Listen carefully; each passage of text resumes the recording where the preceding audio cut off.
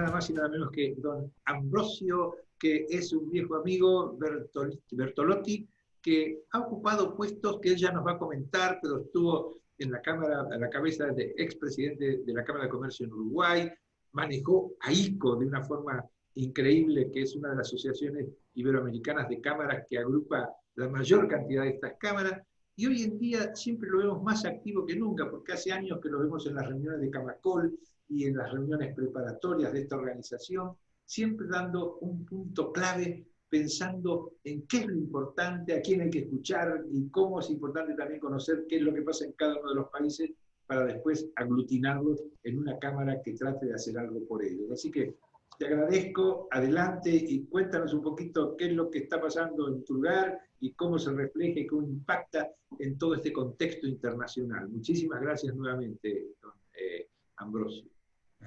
Bueno, el agradecido soy yo, José, que me hayas invitado, es verdad, hemos estado en una cantidad de actividades juntos, con lo cual siempre he admirado tu juventud, que siga el firme, seguís proyectando cosas, innovando, en una palabra, seguís pensando hacia el futuro. Y eso es fantástico a esta edad, que no estemos pensando hacia el pasado. Tú siempre estás pensando qué vas a hacer mañana. Y eso es lo que te hace que te mantengas activo, joven, y bueno, y te metas en todas estas cosas. Así que, en primero le voy a contar un poquitito la situación actual del Uruguay. Como ustedes saben, el Uruguay es un país que está teniendo una situación bastante privilegiada. Por capacidad y también por la suerte. Yo creo que también existe, y es indudable que también eso debe darse. Pero el país, no bien se supo que se dio el primer caso, inmediatamente tomó medidas. Se suspendieron las clases, se cerró prácticamente todas las actividades y a diferencia de otros países, también se hizo una cuarentena, pero la cuarentena nuestra no fue compulsiva, no fue obligatoria, fue, como se dijo, una cuarentena responsable. A eso apeló nuestro gobierno. O sea, no había una amenaza diciéndote, si tú no haces esto, te vamos a sancionar. Fue al revés. Fue por el camino de convencer a la gente, de hacerla aliada frente a esta situación. Y la verdad que la respuesta que dio los habitantes de nuestro país fue extraordinaria. En general, hubo un respeto absoluto, la gente se mantuvo en sus casas, usaron el tapaboca como era recomendado en aquellas épocas, y sin duda esto hizo que lo que empezó a ser una especie de contagio, que no llegaron a más de 300 casos, en poco tiempo se había prácticamente dominado y había bajado, y no ha pasado nunca esos 300 casos. Ha bajado, ha llegado bastante bajo, pero siempre nos mantenemos. Hoy, por ejemplo, hoy en día hay 230 casos activos, ha habido 45 personas lamentablemente fallecidas, y en cuidados intensivos, que es lo que más se teme, hay 3 o 4 personas. Quiere decir que con un muy buen sistema de salud que le damos, salud universal para todos, esto se ha llevado muy bien. Tan es así que al poco tiempo, y al poco tiempo me refiero al mes y medio, o a los 2 meses, ya empezó la construcción a trabajar a pleno. Hoy en día la mayor parte de las actividades comerciales están trabajando. Los shopping, que son los que más gente aglutina, tuvieron un horario cortado, ahora se ha ampliado, siempre siguiendo determinados protocolos. Y la verdad que no nos podemos quejar de cuál es nuestra situación. Más aún recuerden que Uruguay es un pequeño país rodeado por 2 gigantes como son Brasil y Argentina, que en este momento son una verdadera amenaza para nosotros, no por la parte de amistad, obviamente, es porque en esos países el desarrollo de esta crisis, de esta pandemia, es muy agudo. Pero, sin embargo, ya les digo, hasta esto hemos llegado y seguimos trabajando muy cercanos al gobierno en todo lo que puede ser la ayuda que los empresarios podemos dar en esta circunstancia. Pero, yéndonos más allá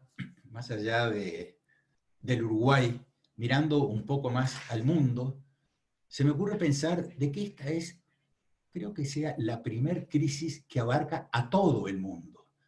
Porque hemos escuchado crisis que pasó en Europa, nos hablaban de la gripe española, ha habido crisis en otros países, pero que todo el mundo estuviéramos atrás del mismo problema, yo creo que es el primer caso en la humanidad. Y además de eso, el estar tan comunicados hace que hoy tengamos datos de todos los países. El problema en estos casos es que ha habido, yo digo que ha habido problemas, cómo se ha transmitido esto. Porque tenemos que diferenciar bien. Una cosa es la opinión científica y otra cosa son las opiniones que dan periodistas o que dan gente que no están muy conectados con esta ciencia, con los científicos.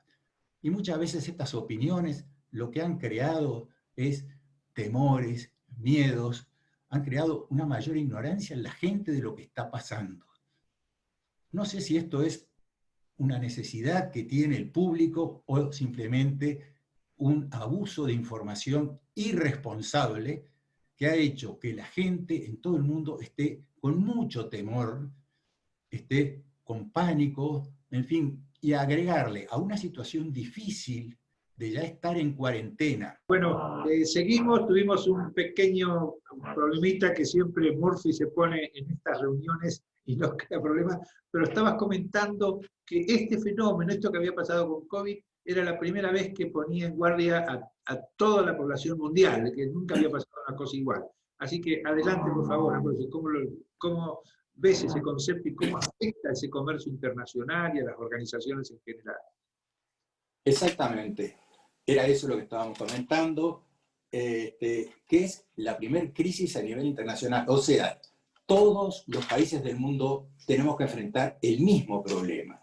Generalmente eran problemas regionales o eran problemas de su zona o sus regiones. No, esta vez es absolutamente mundial. Entonces ahí creo que lo que debería haber es una gran responsabilidad de los medios de comunicación, porque con esta facilidad que hay de comunicaciones, hoy estamos bombardeados de todo tipo de información.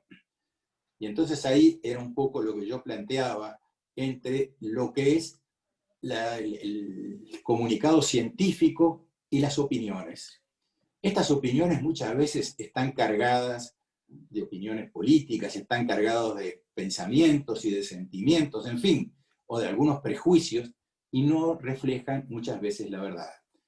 Pero el problema es que en esta época, además de pandemia, donde todos estamos recluidos en nuestras casas, sabemos que uno de los escapes que todos tenemos es usando las tecnologías que tenemos de la información, básicamente la televisión.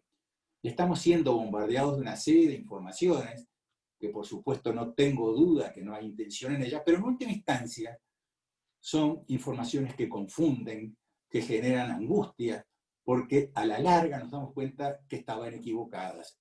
Así pues, nos han dicho en un momento dado de que la pandemia en épocas de verano no ocurría. Miren lo que está pasando en Estados Unidos. Nos decían que el tapaboca no era importante porque el tapaboca no nos servía para protegernos. Después se nos explicó, pero servía para que nosotros protejamos a los otros. En fin, toda una serie de informaciones a los oyentes o los televidentes habituales que nos han generado una angustia más allá de que la misma pandemia genera. Sabemos que el estar encerrado en su casa, y más aún aquellos que tienen temor de perder sus puestos de trabajo, no se le pueden agregar más problemas. Entonces creemos que hay que tener muchísimo cuidado. Sabemos incluso, como hemos dicho, que hasta gobernantes con tremendas responsabilidades se animaron hasta a desconocer lo difícil o lo fuerte que era este contagio de virus. Bueno, así les fue los resultados en sus respectivos países. Entonces, frente a esto, hoy ya está instalada la pandemia esta. Y a mí se me ocurre pensar que lo que se necesita en este momento, básicamente, que lo dijo Einstein hace muchos años, en los momentos de crisis, solo la imaginación es más importante que el conocimiento. Porque si tuviéramos el conocimiento, ya estaría resuelto el tema. Lo que necesitamos gente con imaginación, con creatividad, que esté dispuesta a ver algo que tiene que ser nuevo. Esto es lo que nos va a ir sacando de esto. Entre ellos están, por supuesto, quienes están buscando la vacuna. Pero no interesa, por eso necesitamos esta gente. ¿Y dónde está esta gente que pueda iluminarnos, a ayudarnos a ver algo nuevo y a despertar. Yo estoy convencido que está en los jóvenes. ¿Y por qué en los jóvenes? Porque nosotros hoy nos hemos, no digo asustado, pero nos obligaron a adelantarnos en el tiempo, a usar el Zoom, a usar otros instrumentos que no los usábamos. Para los jóvenes eso ya era habitual, era conducta de hoy en día. Ellos no tuvieron que adaptarse a esta situación, a esta nueva normalidad. Para ellos era lo normal. Lo que no era normal era para el resto. Somos nosotros y las empresas que nos estábamos establecidos que nos tuvimos que adaptar a esto. Pero me gustaría, porque esto también tiene su contenido histórico, le voy a leer dos frases. Una que dice así: la juventud de hoy ama el lujo, es maleducada, desprecia la autoridad, no respeta a los mayores y chismea en vez de estar trabajando. Contradicen a sus padres, fanfarronean en la sociedad, devoran la mesa de los postres, cruzan las piernas y tiranizan a sus maestros. Esta opinión parece ser hace poco tiempo. Uno dirá, bueno, estos son los críticos de los jóvenes hippies de hoy, etcétera, etcétera. Pero hay otra más que refuerza esta, dice, los jóvenes de hoy no parecen tener respeto alguno por el pasado, ni esperanza ninguno por el porvenir. Y yo estoy en desacuerdo totalmente con esta frase. ¿Y sabe quiénes la dijeron? Hace 2500 años atrás, estos fueron dichos en Grecia. La primera la dijo Sócrates, uno de los grandes filósofos con Platón y Aristóteles, y la otra la dijo Hipócrates, que es el creador de la medicina moderna. Y se equivocaron. ¿Y por qué digo que se equivocaron? Porque las nuevas generaciones de jóvenes fueron dejando un mundo cada vez mejor, y seguramente la que nos siga a nosotros dejará un mundo mejor. Entonces apelo a que es importantísimo unirnos a los jóvenes, y la obligación es la nuestra de llamar a los jóvenes, y no los jóvenes a nosotros. Darles participación, escucharlos, pensar cómo ven el mundo del futuro, que en este momento lo tenemos que repensar. Por otro lado, cuando hablamos de la palabra crisis, ¿y crisis qué es? Los crisis es una coyuntura de cambios que se produce en algún aspecto de una realidad que está organizada, pero que es inestable. Sepamos que la economía que nosotros elegimos, la economía de mercado, es una economía inestable, no es estable. Se adapta a las situaciones difíciles, se adapta a los cambios tecnológicos y se producen en esos momentos confusiones. Pero la historia ha demostrado que pasado esto, estamos en una etapa superior. Cuando ha habido cambios tecnológicos muy grandes, donde la gente se asustó y dijeron, por ejemplo, el día que aparecieron, vamos a decir, los vehículos, que ya las diligencias no se iban a usar, dijeron, ¿qué crisis? Va a quedar gente sin trabajo. ¿Qué hacemos con todo lo que está armado? Y sí, hay un momento de crisis, pero el mercado, que esa es la gran fuerza del mercado, se vuelve a reorganizar. Pero ya estamos en un estadio superior. ¿Esto a qué lleva? A que la gente hoy no tenga miedo de lo que se viene. Muchas veces se pronosticó el fin de la era del capitalismo. Cuando la crisis del 29 en Estados Unidos, muchos detractores de esta filosofía que tanto defendemos nosotros, la economía de mercado, pensaron se terminó. Cuán equivocados que estuvieron. No solo que no se terminó, sino que 10 o 12 años después, terminada la guerra, por cada dólar que se exportaba en el mundo, 50 centavos eran producidos en los Estados Unidos. Y esto es lo bueno, como decimos, del sistema este que es inestable.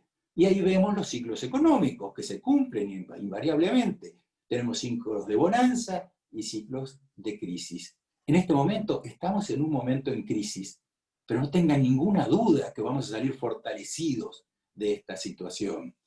Porque así lo dice la historia, no es algo nuevo. Incluso para aquellos que piensan de que el gobierno en estos momentos debe tener una intervención muy eficaz y muy fuerte, pensemos simplemente lo que pasó en un país emblemático, para no hablar del mundo que sería más difícil. Pensemos en Alemania. Terminada la guerra, Alemania quedó dividida en dos partes. Por un lado, la economía de mercado que nosotros, los empresarios del mundo, defendemos, y por otro lado, quedó una economía regida por burócratas. Y ahí podemos hacer una buena comparación, porque los habitantes eran de la misma etnia. No podemos decir que unos son más inteligentes y otros menos inteligentes. Partían de una misma educación. Y sin embargo, pasados 40 años, ¿cuál fue la experiencia? Una quedó en ruinas, la que los soberbios burócratas tomaron en cuenta. Ellos dirigieron todo, dirigieron la economía, que es lo que nos importa a nosotros, dirigieron la educación. Esos países se destruyeron. En cambio, la otra Alemania llegó a ser la tercera o cuarta potencia del mundo que es hoy en día. Hasta además tuvo que salir y comprar la otra parte y pagarle a la otra mitad de la población que había quedado encarcelada en esos sistemas que realmente matan la economía y matan el progreso. Entonces, hoy en día, cuando se escuchan algunas voces proteccionistas, por favor, señores gobernantes, ya ha habido experiencia, quieren cerrar los mercados. Estados Unidos, el gran, vamos a decir, vocero de la libertad económica, cometió el error en hacerlo después de la crisis del 29. Y después de 1 o 2 años se dieron cuenta que el cerrar el mercado, en última instancia, le estaba poniendo un corsé, le estaba poniendo un límite al crecimiento, e inmediatamente corrigieron y se abrieron al mundo. Entonces hoy las cámaras tenemos que estar vigilantes de que los gobernantes no empiecen con estas medidas de cerrar las economías. Ya se experimentó, el mundo al revés, necesita más abertura que nunca en estos momentos. Y eso es por lo que luchamos las cámaras de comercio. Bueno, yo creo que magnífico esto. Yo creo que teníamos que tener una entrevista de 6 horas más o menos, porque lo que estás mencionando realmente es magnífico, brillante y motivador.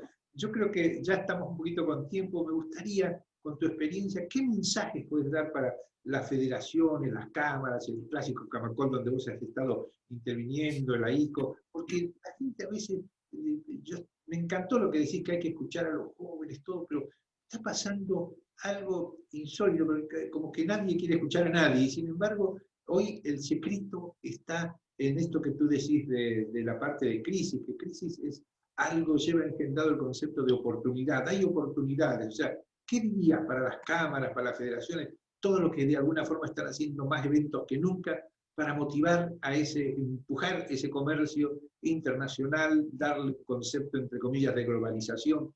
¿Qué mensaje das? ¿Qué me gustaría? Porque con tu experiencia creo que es clave ese mensaje.